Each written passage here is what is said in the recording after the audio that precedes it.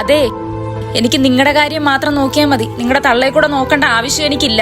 അവസാനമായിട്ട് ഞാൻ പറയാ, നിങ്ങളുടെ തള്ളയെ വല്ല വൃദ്ധസദനത്തിൽ എവിടെയെങ്കിലും കൊണ്ടാക്കും, അല്ലെങ്കിൽ ഞാൻ ഈ വീട്ടിൽ കാണത്തില്ല. എടി, ഞാൻ വൈകിട്ട് വരട്ടെ, തീരുമാനം ഉണ്ടാക്കാം. മനുഷ്യന് ഇച്ചിരി മനസമാനത. സമാധാനം വേണമെങ്കിലേ പറഞ്ഞതുപോലെ ചെയ്യണം. അമ്മേ,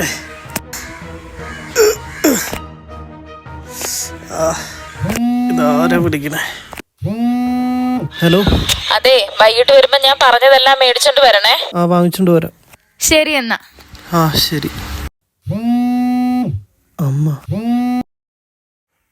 അമ്മ. മോനെ, നിനക്ക് കുഴപ്പമൊന്നുമില്ലല്ലോ? ഇല്ലമ്മ, എനിക്ക് കുഴപ്പമൊന്നുമില്ല. നിനക്ക് എന്തോ ആപത്ത് സംഭവിച്ചതുപോലെ തോന്നി മോനെ, അതാ അമ്മ വിളിച്ചത്.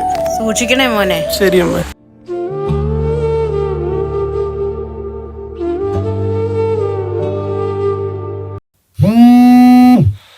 പിന്നെ അമ്മയെ കൊണ്ട് ആക്കുന്ന കാര്യം മറക്കരുത്. നാളെ ആ തള്ളേനെ ഇവിടെ കൊണ്ടുപോകരുത്. ഞാൻ വൈകിട്ട് വരുമ്പോ നിന്നെ അവിടെ കണ്ടുപോകരുത്. എനിക്ക് എന്റെ അമ്മ തന്നെ അടി വലുത്. വെക്കടി.